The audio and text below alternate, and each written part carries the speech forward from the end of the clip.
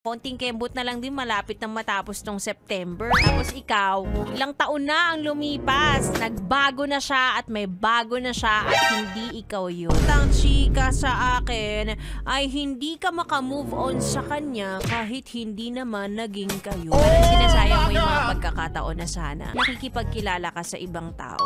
Habang siya, meron na siyang kinakausap na iba o kaya naman nagkaroon na siya ng jowa, no? Hindi sinasabi ko sa inyo na huwag kayong papayag na kayo ay mapupunta sa relasyon na walang label, diba? Diyos ko naman, matagal na yan. Yung walang commitment. Lalong-lalo na kung ikaw sa sarili mo, alam mo na mabilis kang ma-attach. Aray, pakarupok. Kapapayag sa ganyang setup, una mo nang palayain ang sarili mo bago ka pa niya palayain.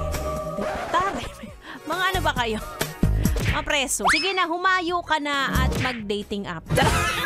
Makipagkilala ka na sa ibang tao. Ikaw lang din naman ang nagkukulong sa sarili mo dun sa tao na hindi ka na nga naaalala ngayon, diba?